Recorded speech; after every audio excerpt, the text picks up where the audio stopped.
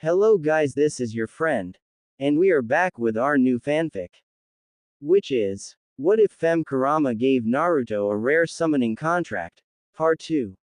And if you enjoy this fanfic then please press the like button. And please subscribe to the channel, it motivates me to upload more fanfics like these for you all. Now let's start the fanfic. In Konoha, Training Ground 7. Two people stood on top of the bridge at their regular meeting place, both looking down at the small stream with constant sadness in their eyes. They both knew what had happened, but wished that they had done more. At least they should have been there more for the boy they constantly called Dobi, dead last, or Baka. Now that everything was truly coming out of the closet, they felt even worse for the treatment their teammate had suffered through for years. Neither of them could truly figure out how they hadn't known what had been going on with the blonde, all until their sensei finally pointed it out to them. You never truly even knew Naruto, did you guys? You never made it a point to even see him, unless it was for training or a mission, but that was it. Other than that, all he ever saw from you were a girl who would hit him just for being in the same room, a boy who would ignore his very presence as much as possible, and even me, the chronically late teacher who had yet to teach him a single thing. And even worse, he still considered us as people that meant the most to him. With the cold, hard truth finally staring them in the face, they had to deal with it all, knowing full well that this was the life Naruto had led thus far, and yet he had still smiled every day, brightening their days no matter what. No matter what, I will be Hokage someday, believe it. And even that his own teammates hadn't seen through his mask, the one that hid all the sadness, loss, and pain Naruto contained, was just pathetic. I will be the strongest, and prove all of you wrong. The pink-haired Kunoichi's feet wavered beneath her as she heard Naruto's voice once again run through her head. Datbeo, Sakura-chan, do you wanna go on a date today after training? And yet she had rejected him, time and time again. Mercilessly hurt him, striking him down, and yet, he still got back up every time. No matter what she threw at him, he still kept running after her. She had seen him as so annoying, and yet, now that he was gone, she missed him so much. It was like he had been the anchor for the team, always keeping them from falling apart. Without him there though, it was like, there was no team. She gripped the railing harder, her knuckles turning white almost, as her jade-green eyes tried to hide the diamonds hiding behind them. It was all so futile though, as the tears eventually made their way down her face. Her eyes shut tight, hoping to get rid of this need to see her teammate again, just once more. The tears ran past her lips, leaving the saltiest of tastes behind. Even now, she could hear the boy in the back of her head, the boy that had tried to comfort her when she was so much younger. Why are you crying? B because all the other kids made fun of my forehead. What's wrong with your forehead? I think it's pretty. B because it's big. You know, a pretty girl like you shouldn't cry. You would look even prettier smiling. Everything was just so wrong now, and both her and her last teammate knew it. Sasuke himself felt bad from the loss of a rival that was almost like a brother, but even now he had to get stronger, just to find Itachi and kill him. But Naruto was the one person who understood him most. The blonde had been born with no one to care for him, but tried to gain friends at every opportunity he could. Sasuke himself had been born with everything, money, family, and the next in-line heir to the Uchiha clan, but had lost all of it in one night. Sasuke. His teammate interrupted his train of thought. What are we supposed to do now? He could only shake his head and hope for the best. Scene break. Ino Yamanaka was horrified beyond belief when she had heard the news about Naruto. She had found out when her dad had come home at 1 in the morning. It was horrible. Blood everywhere. Apparently a mob had chased and attacked one of your old classmates. Naruto Uzumaki. He had killed several of them, before fleeing the village. We had to have a council meeting about it, and the damn elders decided that they should list him in the missing nin bingo book. He's only a damn child. But what was worse was the other rumors she heard. Working in a flower shop all day helped her send and receive rumors like no one else. The demon should have been killed, not chased out of the village so he can harm others. She had heard from an old lady that had just browsed until Ino had told her off for talking about Naruto like that. Sure, she had hit him when they were younger, but that didn't mean he was a demon. Shut up, old lady. Naruto is not a demon, and anyone who thinks otherwise is not welcome here. So, the Yamanaka is concording with the demon child. My, how the clans have fallen. The old lady had ran out of the store before Ino could get her hands around her neck. Then, not even an hour later, she had heard screaming and yelling from outside the store. Curious, she had went outside to check it out. What she found was horrible. A bunch of drunken men and women were dancing around in the middle of the street. Every few seconds they would shout out, "Ding, dong, the wicked demon's gone." She had thought it couldn't get any worse. She was wrong. Ino was at practice with Choji and Shikamaru. Their team leader, Asuma, hadn't shown up yet, so they had started practice early. After a few minutes, they took a small break, and that's when their sensei decided to grace them with his presence. "What's going on, Asuma-sensei?" Shikamaru had asked as he watched the clouds drift by. "You're usually not late to practice." "Well, I'm sure you guys had heard about what happened to Naruto," the young Sarutobi asked, receiving nods all around. "Well, apparently some shinobi were mixed in with the crowd that attacked him, so every single Junin and Chunin were brought into the interrogation and torture for questioning. About half the Chunin were in the mob, but most of them were killed as of last night. There were 2 Junin and about 5 Anbu mixed in as well. I think the kid's just lucky he got away, or he would have had a hell of a chase running." "Oh, that's nothing much, Asuma-sensei. Naruto used to get chased by ninja all the time for painting the Hokage monument munch. The only one to ever catch him was Muncharuka-sensei." Something still didn't seem right to Ino. Mobs don't just chase down innocent boys for no reason. She had tried to figure out why, using the library, people, even her gossip circles, all to no avail. The books missed documented pages, people clamored up, and even her own circles wouldn't talk. This was all so frustrating to her, so much so that she wanted to pull her hair out. What is the secret that is Naruto Uzumaki? Scene break. Hinata's day had gone from bad to worse with all that she had heard and experienced. Firstly, her father had gone missing for several hours the previous night. Then, when she awoke the next morning, the clan council had her and Hanabi spar once more to prove their skills. Hinata had lost. After that, in a quick breakfast, she had left the main branch houses, only to find several Anbu dashing through the compound. Not being able to get the nerve to ask what was wrong, she had left to go train with her team. Hello, Kiba-kun, Shino-kun, Hinata said as she arrived on the training field. "Hey, Hinata," she received from a loud-mouthed Kiba and a small, "hello," from the ever-stoic Shino. "Have you heard from Kurenai-sensei, Hinata? Shino over here thinks something is wrong because there were a few Anbu at his cousin's house and there was one talking to my mom this morning," Kiba told her as Akamaru barked along with him. There were a few at the Hyuga clan compound this morning as well, but I haven't heard anything," she stuttered to her teammate.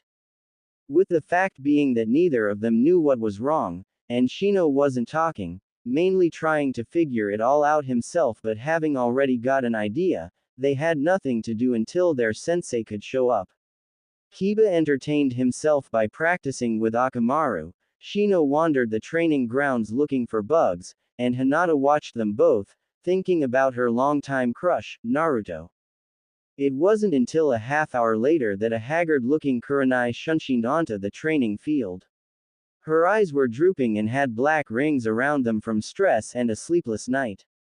Her hair was disarrayed and matted, showing lack of time to properly get ready. All of that, combined with the slightly dirty bandages, obviously stained with blood, showed a worse for wear Kuranai. What happened, Kuranai-sensei? You look like hell, Kiba said in his usual tactless manner. Indeed, you do, Shino told her as he dropped from a nearby branch on a tree. I got held up at the torture and interrogation last night with Anko. She got brought in because a genin got chased and attacked by a mob containing both ninjas and civilians. Apparently a few of us Junin got roped into helping capture some of the mob that tried to escape. Who was the genin, sensei? Hinata asked in her usual stutter. And the answer she received was the name she least expected, and the one that broke her to the very core. Naruto Uzumaki. Somewhere in the middle of Fire Country. Faint light could be seen, penetrating through the eyelids of one blonde being carried through the forest at a pace so fast, only a yellow and white blur were seen. The figure that was carting the blonde was muscled, that much obvious from the speed they were going. That was the only thing one could tell from the duo, except the blonde favored bright colors, as his jumpsuit was orange. It had obviously seen better days as it had mud running up one side and was torn all over, with bloody patches splattered across the front. The blonde himself, however, carried no scars or signs of fighting, except the 3 whisker marks running from each cheek to his jaw. Where am I? The blonde grumbled as he squinted through his eyelids to try and see where he was. The light, however, was too bright for him, and he could not see anything except blurs of white, green, and brown until his eyes adjusted. He tried to momentarily cover his face with his arm, but a flash of pain shot up it as soon as he tried to move it. Shit! He cursed as it felt like fire coursed through his veins from his right arm. He breathed heavily for a moment and laid still, finally noticing something else when the pain dulled. It felt like he was moving. The wind brushed against his cheek, making him wonder why the hell he was moving. His mind automatically tried to come up with an answer. Well, either the summoning technique worked, and I am far away from Konoha, or I've been killed and Kami is carrying me to heaven. PFF'd. Yeah right. The damn summoning went off without a hitch. I ain't dead yet. Just a few seconds later, he finally saw what was carrying him. From what he could see, he could tell that it wasn't like an ordinary fox, mainly because it was running on 2 feet. Judging how far Naruto was up cradled against the fox's chest with the nearest tree branch several feet below him, the fox was at least 7 or 8 feet tall. He couldn't fathom a summon like this, nor how it got to be like this. After a minute of being ignored, Naruto, and his usual tactless self, decided to speak to the monster fox carrying him like a child. Who the hell are you? The great beast looked down at him and Naruto finally got a good look at him. His face was pure white, only broken by the black lines of his whiskers. His eyes were a warm ember color with gold speckles in them. 2 black lines ran down from his eyes, going down until they met the edge of his maw. His mouth was closed, but behind it, Naruto could almost picture the razor-sharp canine teeth that could probably shred anything to pieces. Who the hell are you, shrimp? The fox growled back at him, his voice gruff. Naruto Uzumaki, now who are you? Zetsune, one of the 3 Kitsune guard and personal guard to Zebra, he spoke proudly to the boy before coming to a halt and jumping off a tree branch to the ground 20 feet away.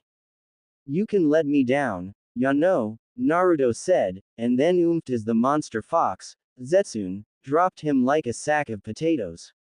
You didn't have to be so rough, damn fox. Naruto looked up, finally getting a full-body picture of what had saved him looked like, aside from its face. The main feature about it was its height, towering over him easily. Its chest was solid white, well-defined muscle showing beneath his fur. The only break from endless white was a spot of black right below its collarbone that was diamond in shape. On his back rested a long sword, just as long as the fox was tall, and every bit as wide too. It was covered in wrappings that had gold patterns along the edge that the boy couldn't make out. On its shoulder was a circular shield, 3 feet in diameter and black in color with silver markings on it and the kanji for sake. Lastly was its tails. 2 solid white, blue-tipped tails curled around his waist. Didn't have to be doesn't mean I didn't want to nor that I didn't enjoy it. How would you feel if you get mysteriously summoned from a poker game to a village street that was lined with dead bodies and a kid passed out on top of you? I would certainly want to get back at your ass, no matter what. Especially when I am chased from said village with a mob on my tail, and no way yet to get home. Now, why were you surrounded by dead people with more people on their way to get you? The fox asked, glaring a hole at Naruto. Naruto immediately sobered up and pondered lying to Zetsune, not telling him that the village he had been forever faithful to decided that killing him off would be a good idea. Just because of what he contained, he was ostracized and hated. Hated enough to have an assassination attempt on his life. But he knew that he was also a horrible liar, and foxes were known for their cunning, weren't they? Any smart person would be able to figure out what he wanted to hide. But not telling conflicted with his want to spill out all his troubles to someone that wasn't that biased and wouldn't judge him. Eventually, the idea of spilling his guts to a stranger won over and he began his story. It's a really long story, Naruto drawled out as he sat down cross-legged in front of the mammoth beast. Until I can figure out how to get back, I've got time, the fox concluded for him as he sat down on a moss-covered log. Well, where to begin? Naruto contemplated, tapping his chin for extra show. Okay, how about birth? I was born on October 10th, 12 years ago. The day the Kyuubi no Kitsune attacked the village hidden in the leaves. The 4th Hokage couldn't kill it, so he sealed it into a baby that had just had his umbilical cord cut. That baby was me. The fox already looked like he had 100 questions, but Naruto quelled him with a look. So, the baby was sent to an orphanage to live a hopefully normal life. Guess that idea got fucked up, huh? Well, the baby was hated by everyone in his village because of what was inside of him. The only people nice to him were the Sandaime Hokage, Gigi, and the owner of a small ramen stand along with owner's daughter. At the age of 4, he was kicked out of the orphanage and attacked, barely surviving. The Hokage found him an hour later in an alley and covered in blood. What surprised everyone though was that the boy's wounds started miraculously healing.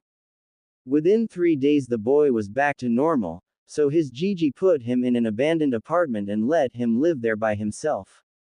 He gave him a monthly allowance to buy groceries and clothes with, but all the stores overpriced him really badly or just didn't allow him service. The boy still continued on though, happy and wearing a constant mask as always. He cried himself to sleep every night, until one night the tears wouldn't come. All his tears had been shed and there were none left, so the boy went on, virtually friendless.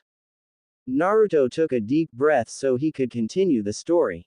At the age of 6 he enrolled in the Shinobi Academy, saying that he would grow up to be the strongest ninja in the village and become Hokage so that then, everyone would have to acknowledge him. He gained a single friend from the academy, a teacher by the name of Iruka Umino. The man became like an older brother to him as well as someone who would punish him when he did something wrong. The boy often pranked people, trying to get them to acknowledge his existence in any way that he could. So, Iruka-sensei became one of his precious people. Another one came along in the form of a girl he met with pink hair. Her self-esteem was extremely low so the boy tried to brighten her day. She became his crush not long after and the girl crushed on a different boy. The boy she crushed on was someone that he was jealous of. He came from a rich background, had a family, and was well loved.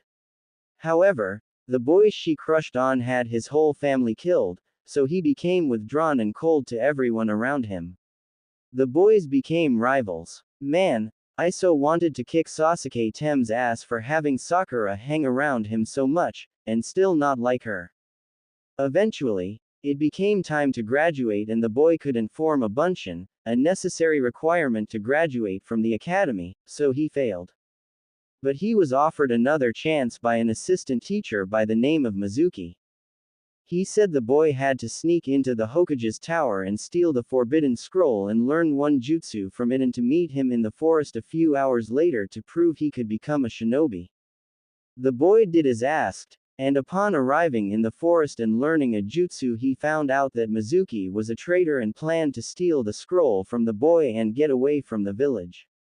Uruka arrived just in time to help the boy and took a Fuma shuriken to the back to save him.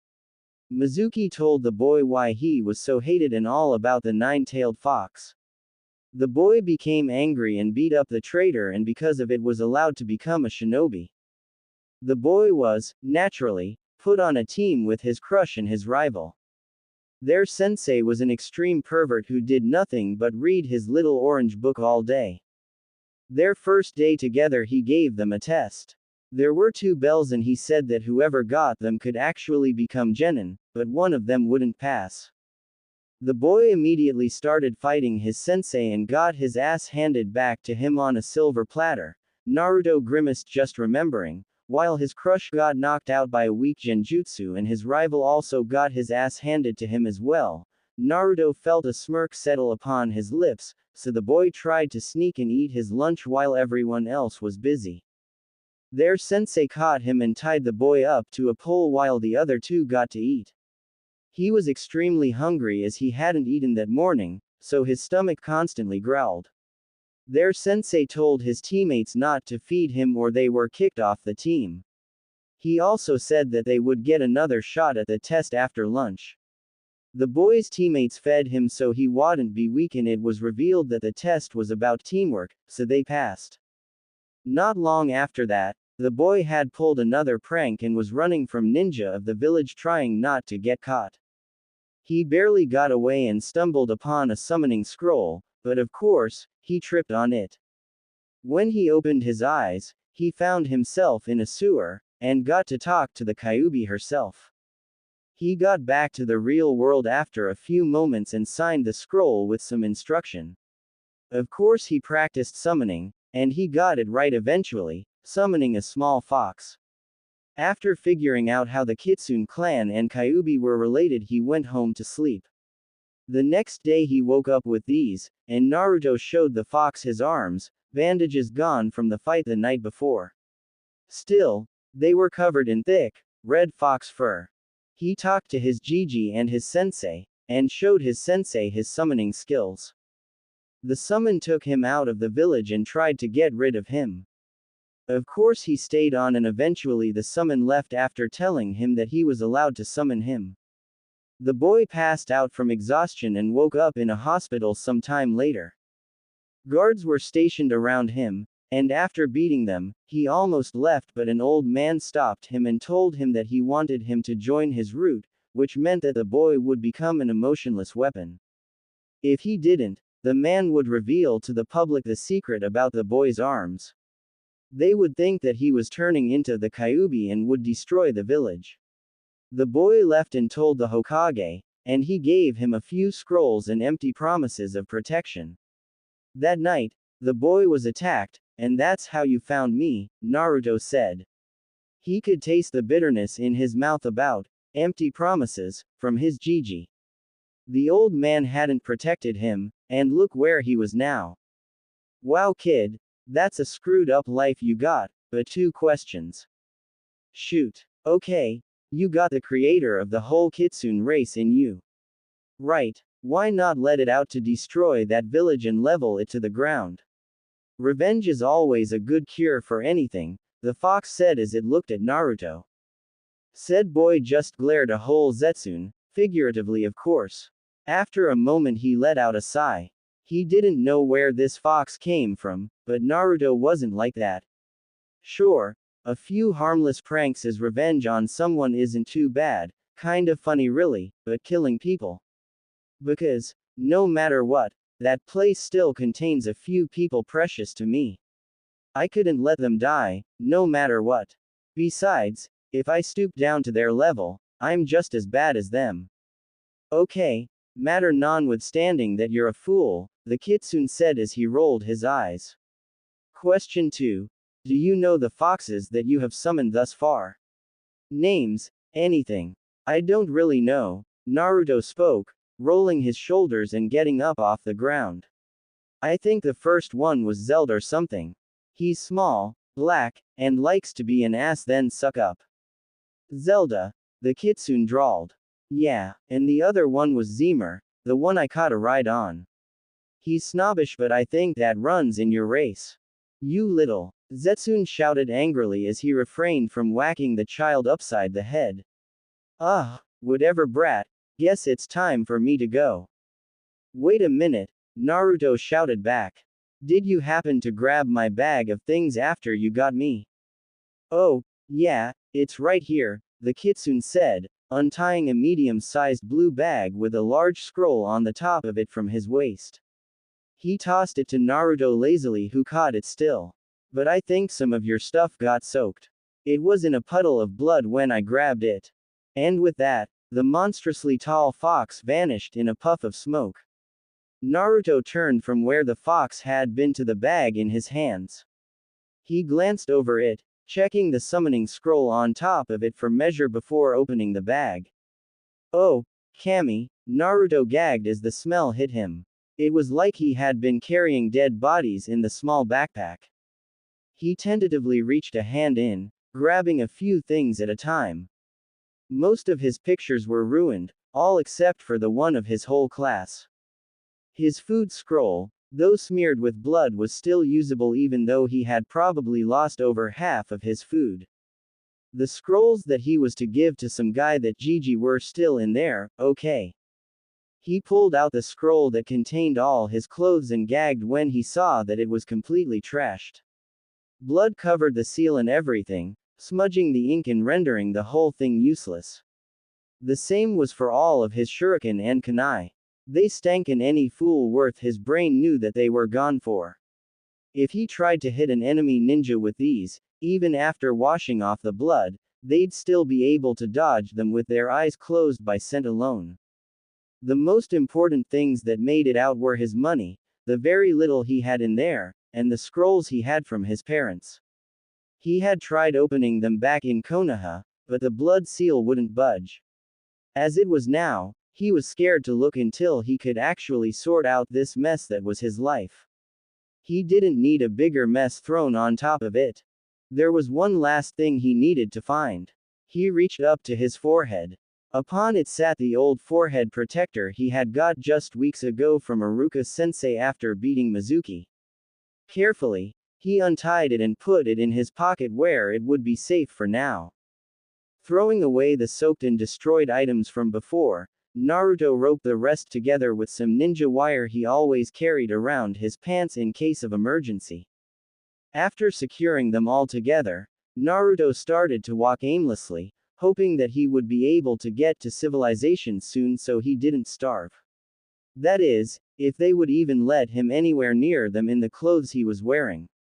They were torn to shreds, and he needed new ones, that was for sure. He just hoped that wherever he ended up, they had a good ramen restaurant. Through the woods ran a group of 5 people. Each one of them wore a hunter nin mask with the leaf symbol at the top. Alongside the group ran 2 dogs, each indicating that at least 2 of the group were Inuzuka. The whole group jumped, from one branch to another, all in a straight line, with 2 Inuzukas taking the lead. 2 people in the middle unidentified and unimportant, but the very last wore an emotionless mask, one he had been taught from a young age. The group had been ordered by the 3rd Hokage to return the girl, dead or alive. Hunter Nin mainly hunted freelance criminals or rogue shinobi.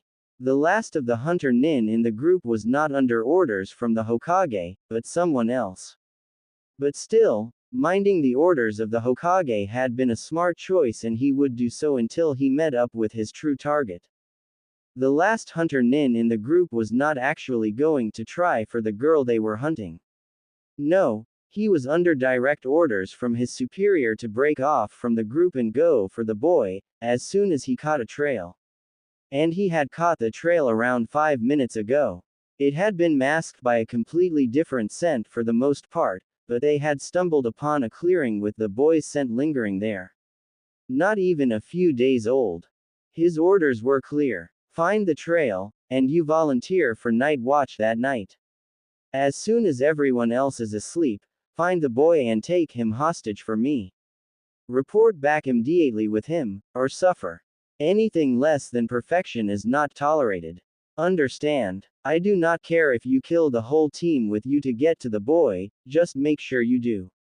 His master was cruel, but he was smart enough to want this boy in his clutches.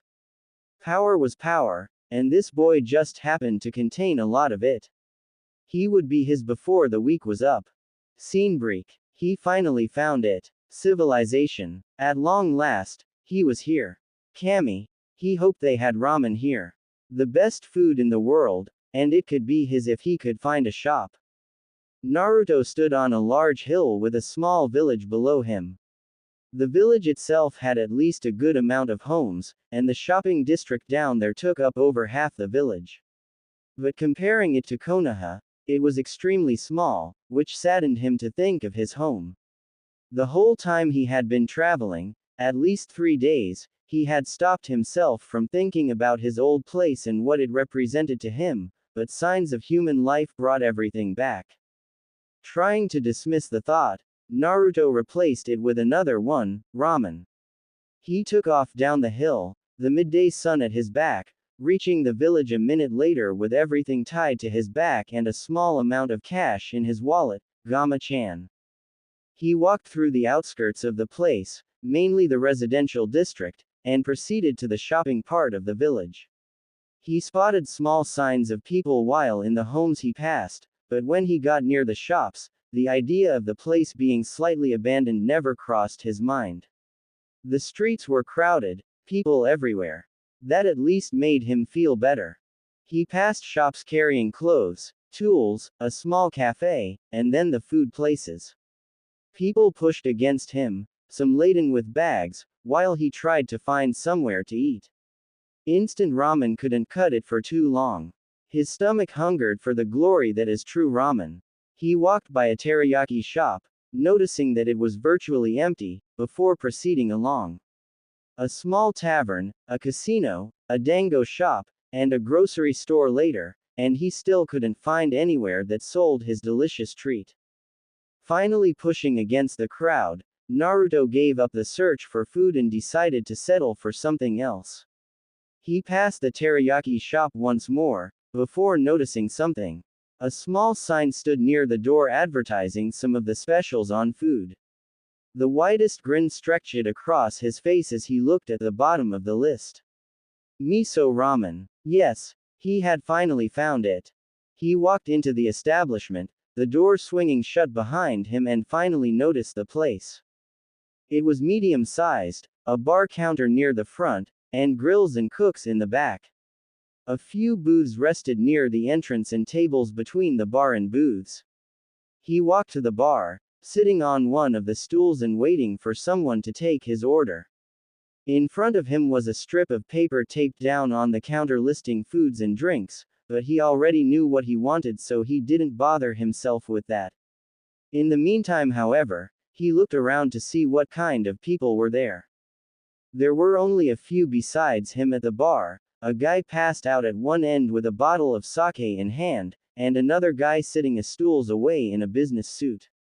He was eating quietly, a plate of chicken and rice in front of him as well as a glass of water. Naruto swished around on the stool comically, looking behind him. A few couples sat at the booths, with the tables empty of everyone except one man. The guy was hunched over, a writing pad in hand, and giggling perversely every few seconds as he looked at the couples. Naruto could tell the guy was old, from his long white man of hair that somewhat reminded him of Choji's dad when he had seen him, but the man was tall, not fat. Naruto turned back around on his seat when he heard a feminine voice ask, "What can I get you, sir?" He took a moment to look the woman over. Long green hair, coming down to her shoulders and a bit on the skinny side. Her eyes were coal black and looking at his clothes with obvious disdain. She looked to be in her early 20s. 3 bowls of miso ramen, please. He begged of her, dying for his food to arrive soon. It will just take a few minutes. Would you like anything to drink with that? Naruto grimaced down at the small menu, trying to find something suitable. Sake, and more sake. Is that all they serve to drink here? He didn't feel particularly like getting drunk today, but thought that it would be nice to have something to drink other than the water he'd been drinking from rivers and the like that he came across. A small bottle of sake please. I'm sorry, but we don't serve alcohol to minors, she told him in an overly sweet tone.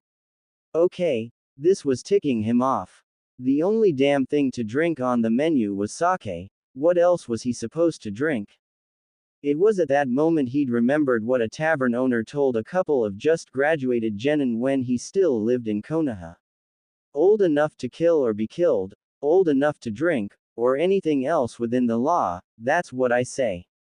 I'm a shinobi, I think you can make an exception, he told her as he made a face at her. This woman just loved to try and tick him off already. She automatically hated his clothes, looked at him like she thought he was some street orphan, and then tried to refuse him a drink. What the hell? I don't see you wearing a forehead symbol like a ninja should. I don't even see your forehead protector at all, she told him as she rolled her eyes, but they flashed red when Naruto pulled his forehead protector out of his pocket with a smirk. Instead of replying, she gritted out, "Your order will be done in a few minutes, sir." Waiting for her to take his order back to the chefs, and then checking to make sure no one was watching him, Naruto pulled out the scroll from his mother. He had looked at it days ago, but still felt the need to look at her comforting words. Dear Naruto, I need to make this quick. Kyuubi is fast approaching and I and your father are writing this in his office as we get ready to fight the beast. I have been told that the chances are that I wouldn't even survive giving birth to you, but I pulled through long enough. In exactly 10 minutes we will be needed on the battlefield to do whatever we can to make sure our home is not destroyed, and for that reason alone, I want you to know I love you. Minato and I both know we will not survive, and he thinks that the village will hold you precious for holding the tailed beast back from destroying Konoha. He is too much of a dreamer and I doubt that is what will truly happen. You may be hated, ostracized, everything else that makes me not want to sacrifice our whole family for this ordeal, but I know what I must do. I know I will be no more, so I leave you with few things. Stored along with this are the scrolls containing my chakra chains, as well as a skull on our family line. It was something I used to use to try and find those of my family still alive after the destruction of Uzushiogakure. The last 3 things I give you are my journal, as well as a book your godfather wrote. The title of it is, The Tales of a Gutsy Ninja, and it is your namesake. The very last thing I give you is a mother's love.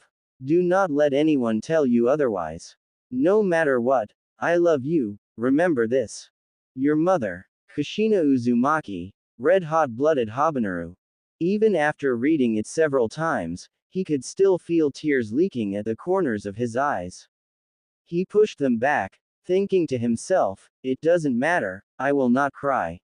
No matter what. He was interrupted by his internal rant 2 minutes later when the waiter came back, sliding a small bottle of chilled sake in front of him. Here's your drink, sir. The food will just be another 5 minutes, she said as she gazed at anything but the shinobi in front of her. Naruto looked up at her inquisitively, before grabbing the bottle of sake and a bit of it into the saucer the waitress had deposited beside the bottle. What's your problem, lady? Naruto had asked her with a frown on his face. He took a sip of the sake and grimaced at the bitter and strong taste in his mouth. He swallowed, grimacing even further at the burn in his throat. The woman finally looked at him, and he glared right back at her. What's it to ya, brat? She had retorted right back to him. Just tired of seeing an old lady glaring at me. Naruto had barely gotten to finish his confession to her before she punched him in the head, knocking him out of his seat. She stood there in the same position a few moments later, fist extended and breath coming hard, as Naruto got back up and in his seat, chugging the rest of the sake in his saucer. Ha! As if that hurt. Sakura-chan hit me every day, and compared to hers, yours was like a love tap, Naruto said, glaring as the sake slid down his throat. What he'd said was true, at least to him. Sakura could damn well hit hard, and getting hit by that every day. Naruto figured that that alone raised his tolerance for pain to really high levels. By this point, everyone in the restaurant was looking at the blonde kid as he goaded the waitress on, everyone there expecting the kid to get the beat down of his life. One white-haired Sanin looked at the boy in amazement as he was punched and had got right back up, acting as if it was nothing.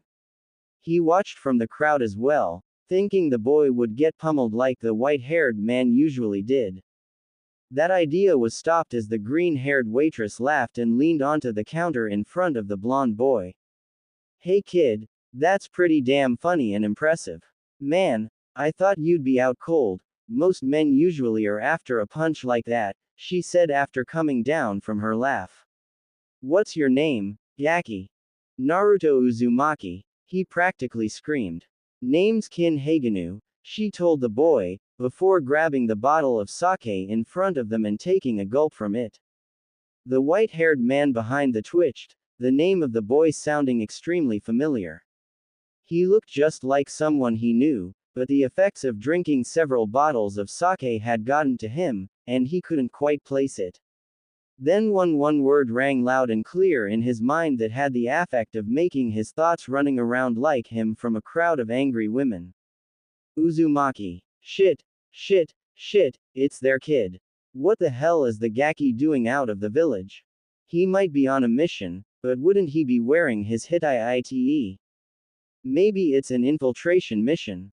Nah, then he wouldn't be flashing his headband just for some sake.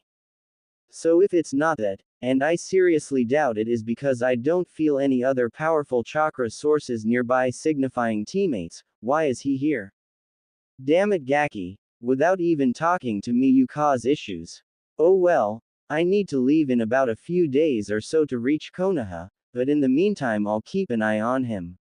Outwardly, he was calm, the only thing giving him away was the grip he had on the table and the sweat coming from his forehead. Inwardly, however, he was a mess. His godson was outside of Konoha's protection and he wasn't informed.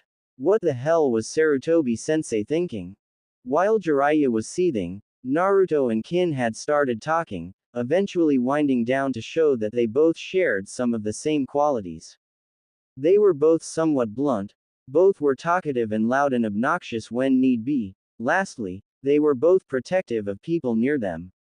Kid, I like you, she admitted after another round of laughter and gulping of sake. I want you to come back here at 10, meet up with me for a night on the town. The sake bottle had winded down, the food arriving and Naruto eating it with gusto. The 3 bowls had disappeared into his drunken stomach in a matter of moments. Surprisingly, they were not on the floor after Naruto's binge. Kin had told him that if he didn't throw them up, then they were on the house. Okay, he slurred, reminding himself of it but finding it hard to concentrate. Here, lightweight. It's a reminder to be back here later, so make sure you read it, she said as she slipped the piece of paper into his hand. There is a small motel that can take care of you for the night, and it's not too run down or a rat hole. It's just around the corner. You should be okay there. By the time you come get me, make sure you've rested, showered, and wore off the alcohol. I don't need to run around with a pissed shinobi with a hangover. MK, Naruto slurred once more, not really registering the only tipsy in front of him.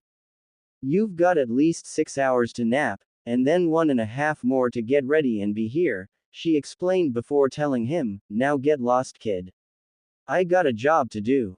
Naruto looked at her with clouded eyes before he wobbled off of his chair and stumbled to the door of the restaurant.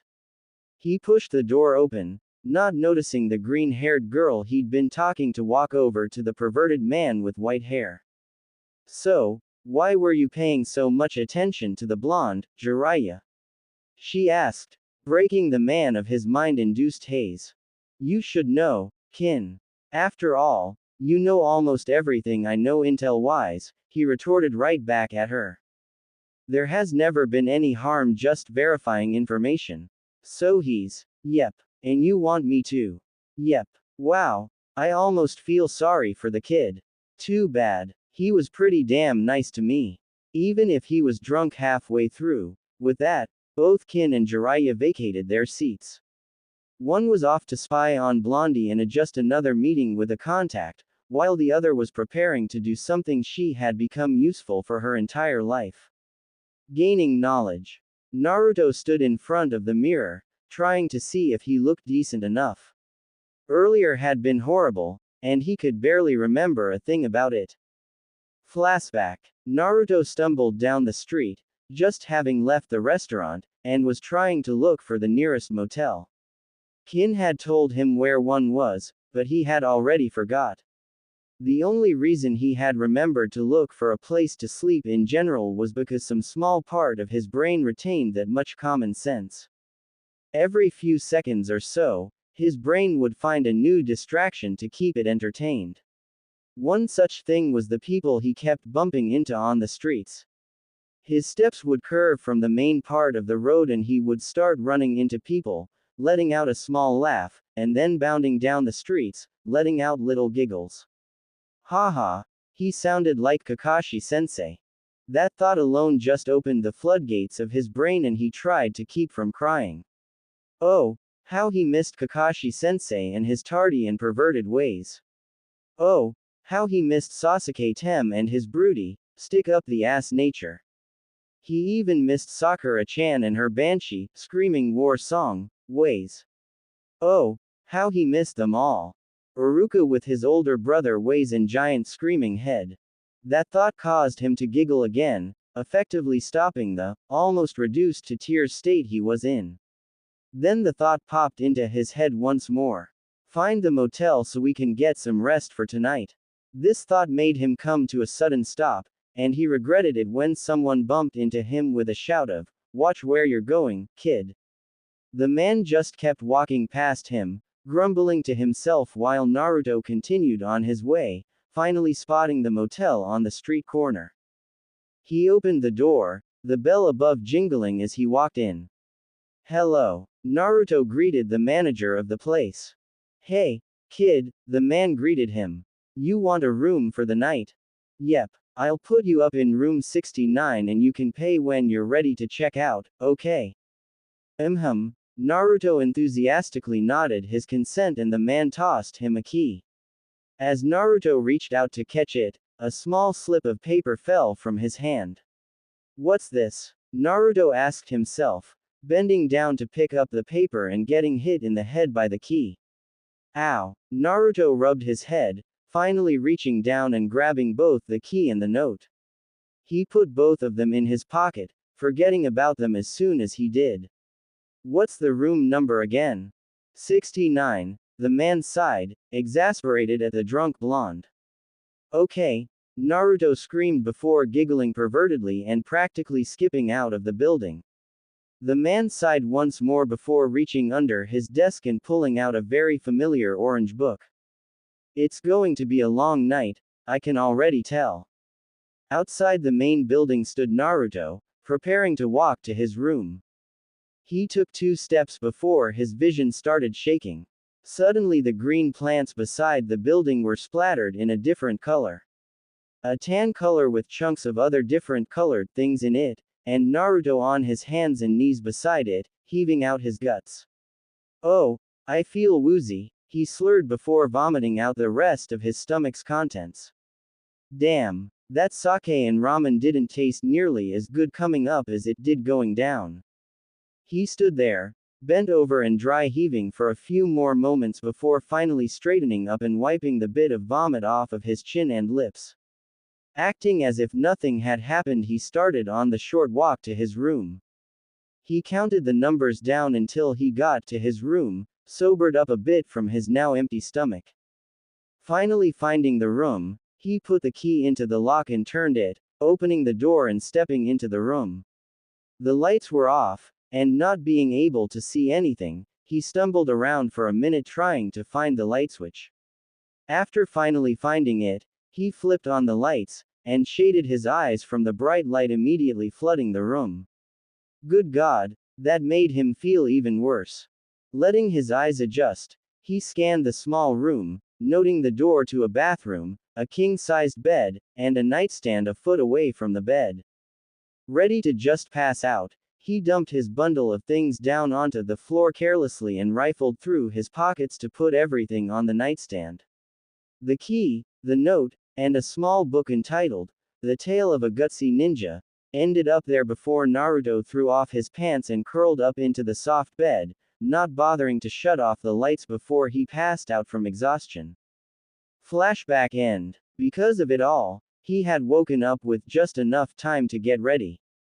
He had hopped in the shower, gotten dressed, and debated about trying to find a decent clothing shop.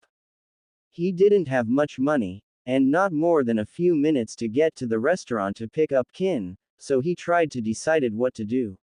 On one hand, he could get some clothes to look at least okay, but then he would be late to pick her up. On the other hand, he could pick her up and then have her show him a decent clothing shop to get a pair of clothes at. Oh well, option 2 sounded a bit better. She was showing him around the town after all. It's not like this was a date or anything. After running into his room and grabbing Gama-chan, his key, and the book, he ran out the door to go meet the woman at the nearby restaurant. The place was only a few blocks away, luckily enough, and he got there within 5 minutes. He pushed open the door to the teriyaki restaurant and walked up to the counter, absently noting that there was no customers there at the moment, except for a few now exiting through the door. Behind the counter was one male, easily in his mid-50s, counting out money on the counter. "Hey, old man, is Kin here?" Naruto asked, his head still throbbing. The man looked up at Naruto for a moment before going back to counting out his money. "She's in the back. Her shift ends in 2 minutes, so I'll send her out here in a moment. Oh, and if you call me an old man again, I'll kick your ass from here to Suna." Naruto looked ready to reply for a moment, his mouth open, but he wisely shut it and said nothing back. Instead, he tapped his foot impatiently while the man finished with his money, and scooped it out into a burlap bag before putting a drawstring around it. "There. Now, listen here, young man, and listen good," the man said as he held the money bag in hand and leaned onto the counter. "If I find out you hurt Kin in any way, shape or form, I will personally make sure I find a nice unmarked grave to bury you in. That girl is like a daughter to me, and I'd sooner slit my own throat, or yours, than let her get hurt. You hear me?" The old man gave Naruto a sharp-pointed look, and before Naruto could say anything in his defense, a voice rang out from the back. "Damn it, Nitin, what did I tell you about unnecessarily threatening people? He's just a kid, ya know. It's not like it's a date or anything. He just needed someone to show him around, and I thought myself best to do so." At that point, Kin appeared from the back, her waitress uniform gone and in its place a black silk shirt, faded jeans, and a white belt. "Besides, he's too young for my taste. And he needs some new clothes, and who best to help him shop for them than me?" Instead of arguing back at her, Nitin took his sack of money and headed to the back of the restaurant, mumbling about not being able to have any fun anymore. Kin turned back to Naruto and gave him a smile before walking out from behind the counter. "I wasn't joking about the new clothes. That's the first thing we're looking for. After that, I can show you around, and then we'll get something to eat, deal?" Sure, I guess," Naruto said sheepishly, rubbing the back of his head as the green-haired woman started to head out from the restaurant.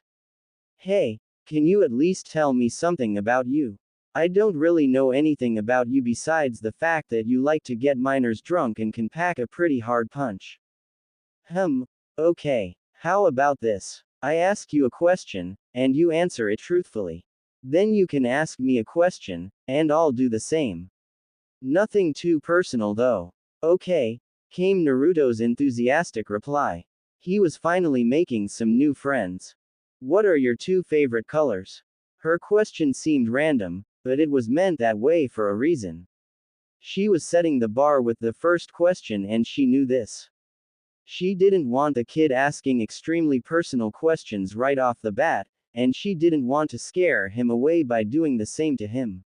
It was a purely tactical maneuver on her part, at least she thought so.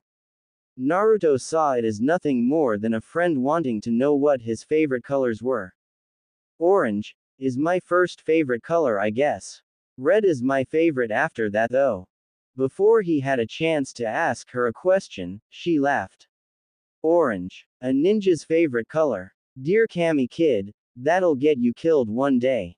With as much of it as you wear, it's a surprise you're not already dead.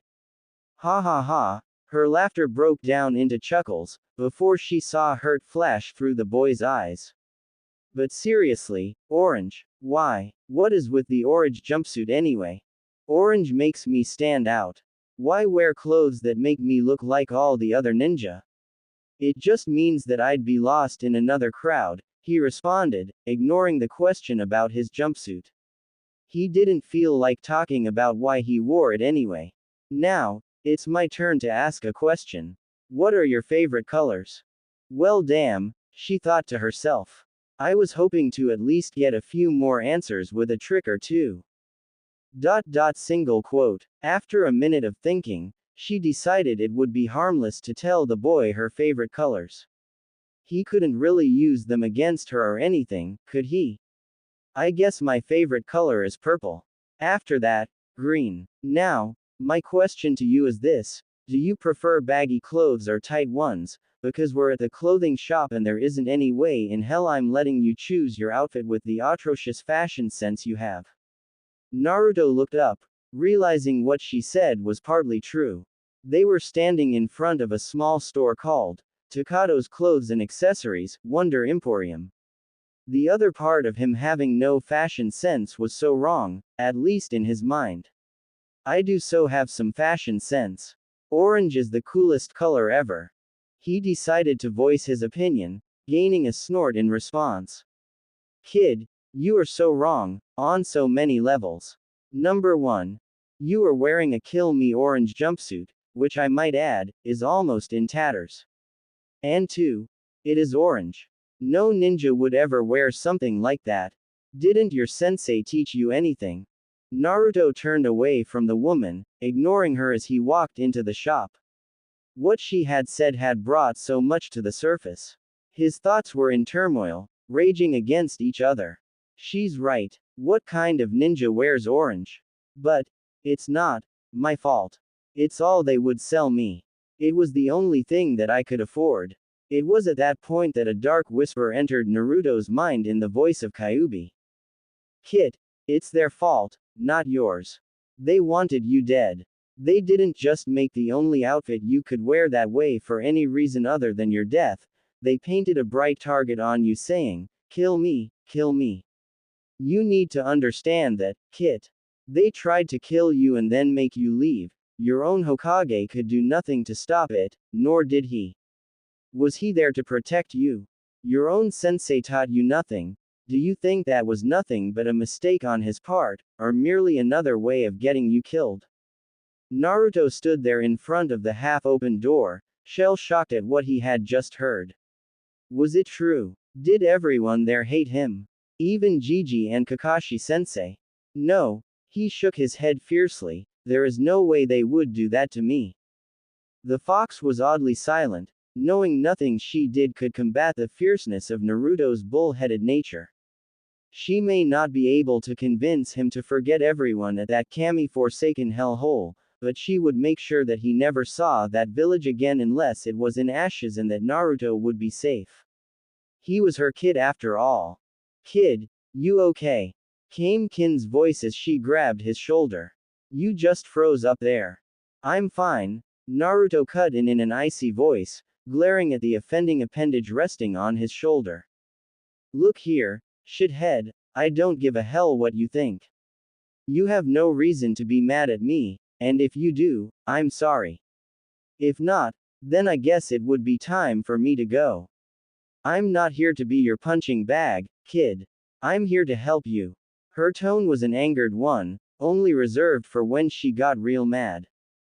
Naruto's demeanor instantly changed. He knew he shouldn't have treated her that way. She was one of the only people outside of the village that he could trust so far, and his only friend out here. I'm sorry, he told her in a somber tone. Just some of the stuff you said really got to me. I know you didn't deserve my anger, but I just wanted to let some of it out. Whatever, kid, she said as she walked past him into the shop and then turned around and looked him in the eye. But if you get that angry again, you better not pull this shit again, okay? I've got a training ground behind my house and you can go back there and go wild to your heart's content, but you aren't going wild on me. Clear. Crystal, Naruto replied cheekily, as a smirk fell on Kin's lips. But why do you have a training ground? Are you a ninja or something? Nah, she tutted, waving a finger in front of his face. You never answered my question, so I don't have to answer yours. She stuck her tongue out at him. Okay, fine, I prefer baggy clothes. Now why do you have a training ground? Naruto asked, exasperated. I'll tell you that, after we get your clothes, okay? Naruto pouted at her, and she just turned her nose up at it. Kid, that stuff don't work on me. I practically invented it, she said with a laugh. Fine, fine. Now can we hurry up already and get the clothes? Kin turned her back to him and walked up to the counter to see a man with his nose in a book. He looked up at them. Hello, welcome to Takato's Clothes and Accessories, I'm Takato. How may I help you two this evening? Yes, my friend here needs some new clothes. Preferably baggy, durable, and just a little orange, Kin told him as she gave a wink to Naruto, who noticeably brightened at the word orange. Well, we do have plenty of baggy and durable clothes. Not much orange though, as no one asks for it, but I think we can get you something. The man walked out from behind the counter and Naruto got a good look at him. He was short, just a little bit taller than Naruto, and stout, with low-cut brown hair and glasses. His clothes consisted of loose green shorts and a tight brown shirt, showing off bodybuilder muscles. He led them over to a wall containing slots with different color-red clothes in each one. This is the most we can do for here, but there are other choices if you want to look for more. Kin walked up to the wall and felt some of the clothes linings for a moment before turning back to the man. I don't think these are durable enough. He's actually training with me, and these things would be destroyed in moments. Naruto had a confused look on his face as he glanced between the two. The clothes looked durable enough to him.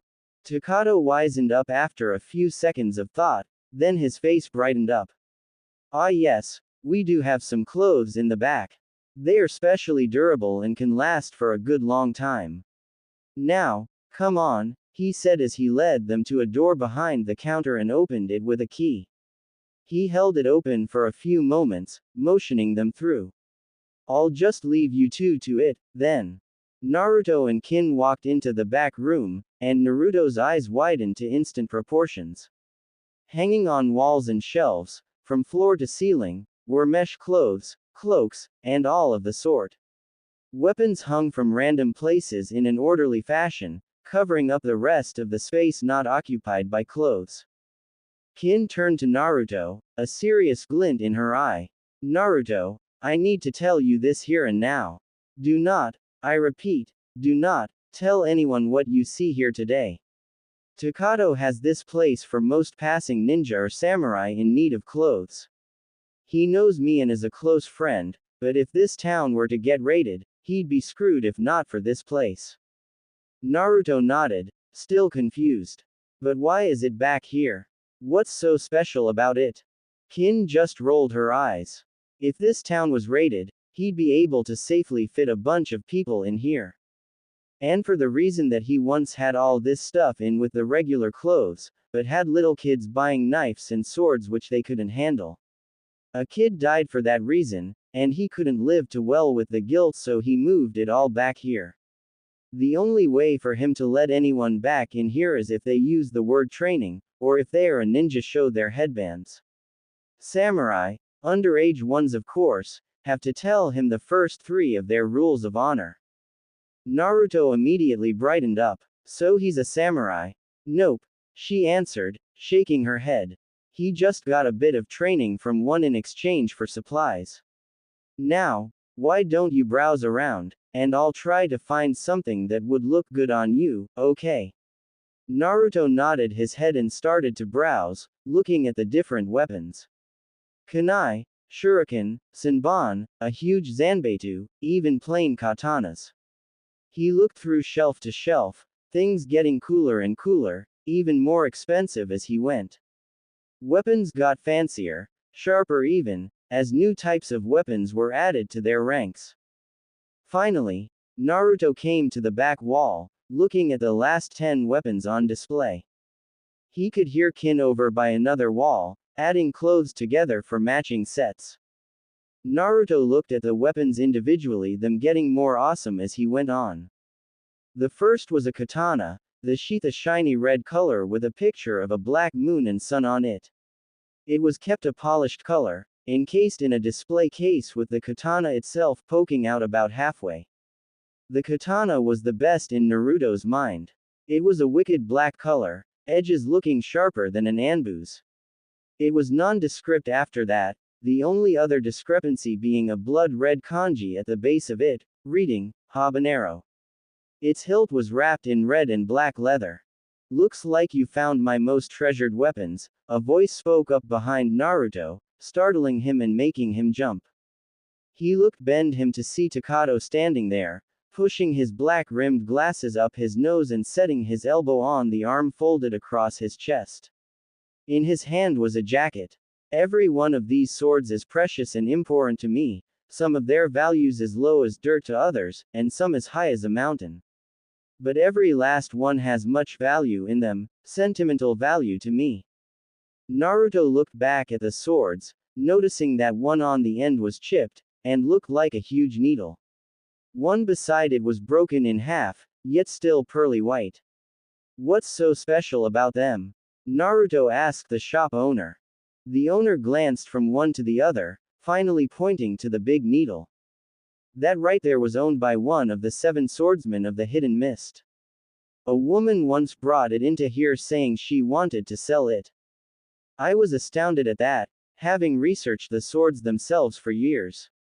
I bought it, and a few weeks later, after extensive travel, studied the sword at the dead swordsman's grave. His sword there was a fake.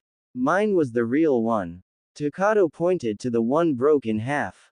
That was brought in by a very famous man, during a very bad time. During the Third Great Ninja War, a skirmish broke out near here. Some survivors headed home and went to the battlefield to collect any weapons they had left lying around. I came across a sword, very beautiful, but broken, with half of it missing.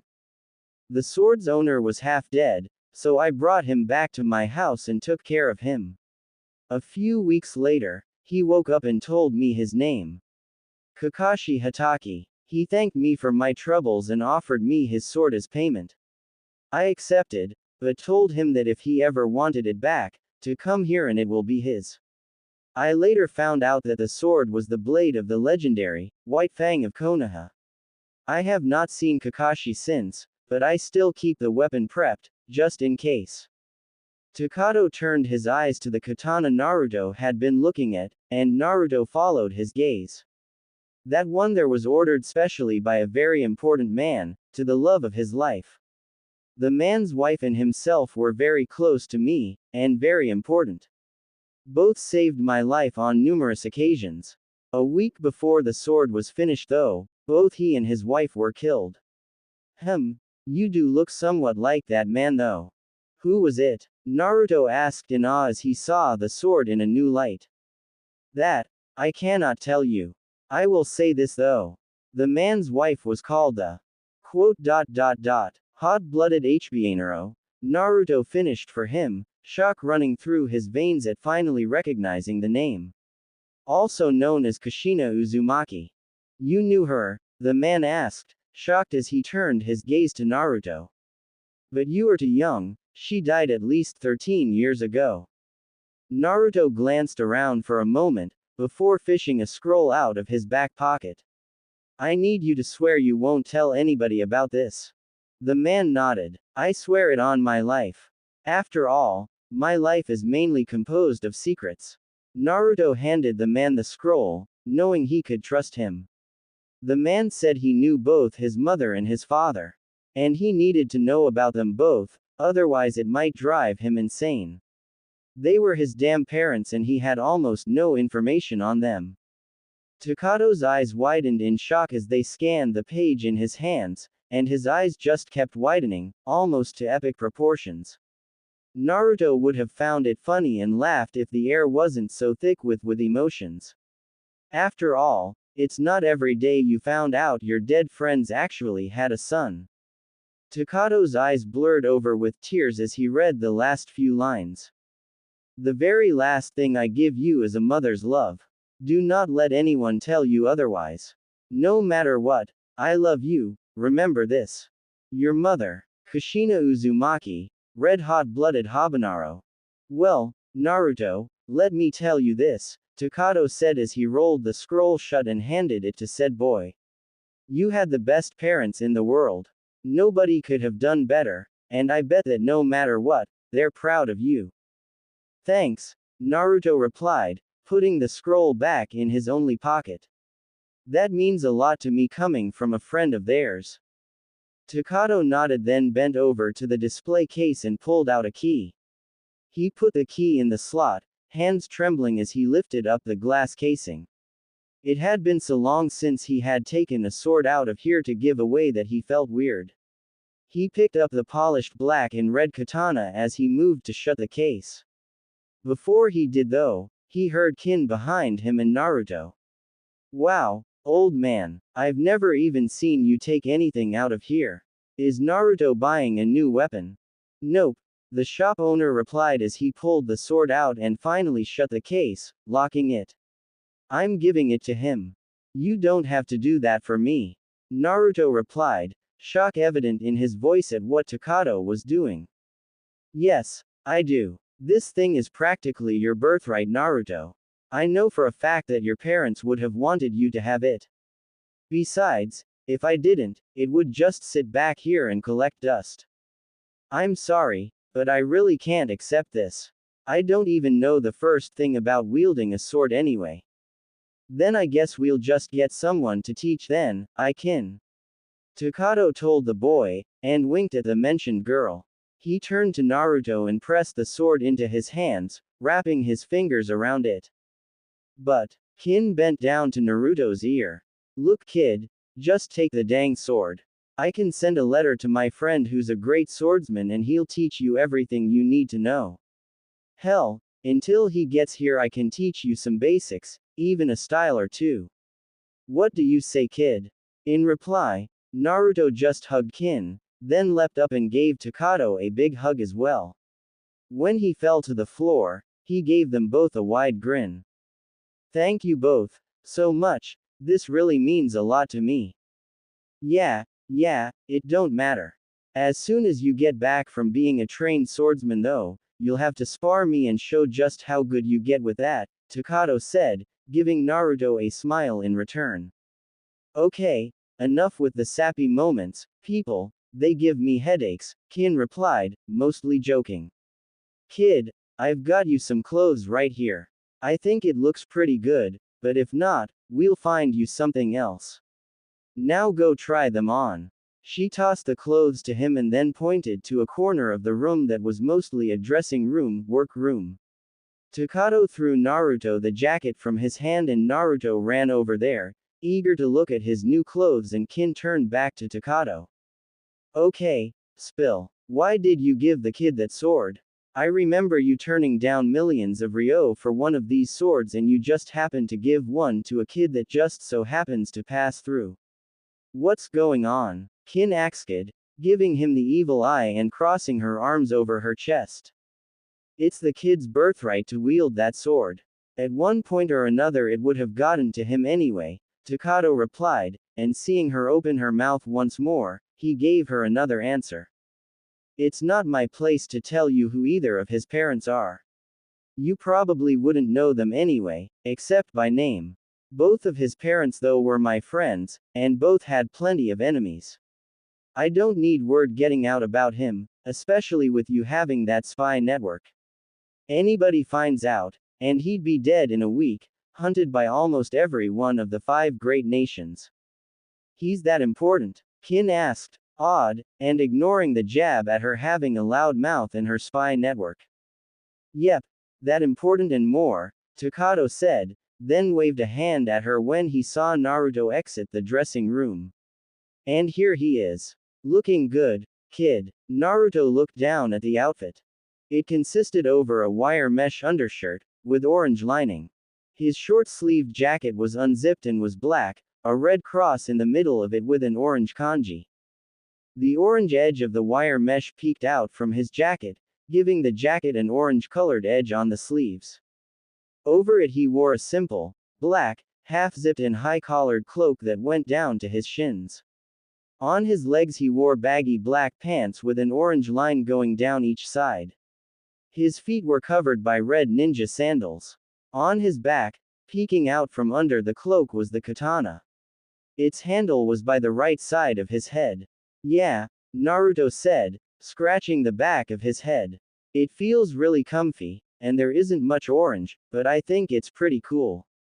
Well, alright then, Takato's voice resonated through the large back room as he clapped his hands together. How about we bring you on up front and get you ready to go? Okay, Takato, Naruto said as he smiled and went back to grab his old outfit. He returned a minute later moving everything from his old orange jumpsuit into his new outfit. Gama-chan, his mother's scroll, the key to his motel, and the tail of the gutsy ninja. What do I do with my old clothes? Here, Takato said as he grabbed them with as very few fingers as possible and led them up front. Hey kid, how much money you got? Naruto pulled out Gama-chan and counted it off to the store owner. Not much, enough for probably this and one more outfit just like it. I'll give you a deal, Naruto, Takato replied, opening up the door to the front. I'll toss in 3 more outfits just like it, and make it all for free, if you come into my shop and work here until you have to leave. Besides, that swordsman won't be here for another week at least, depending on how far away he is, and I doubt Kin would want you hanging all over her during that time. She still has to work after all, and you'd end up just hanging out here with me until she gets off every day. You get lucky and I might even introduce you to some of the young ladies around town. He gave Naruto a wink for good measure and Kin just smacked him over the head, muttering, pervert. Naruto flushed at what Takato had implied, but then thought over his offer. It seemed to be a pretty good deal. Takato wouldn't just be handing the clothes out for free, which Naruto knew he couldn't accept. Besides, the guy was right. He would be hanging out here a lot anyway. He might as well pet it. Sure Takato, that sounds good to me, Naruto said, giving him another blinding smile. Well, alright then, Takato replied, returning Naruto's smile and holding out his hand. They both shook hands before saying goodbye. Takato turned to Kin, gave her a kiss on the cheek, and ran away before she could hit him again. Goodbye. Takato waved in as they walked out the door, but not before Naruto saw the name of the book he had been reading. Ika Ika Paradise, Volume 4 by Jiraiya. That name sounds familiar, was Naruto's last thought before both him and Kin exited the shop, one flustered and one happy, one from receiving a kiss on the cheek and the other from gaining a new friend.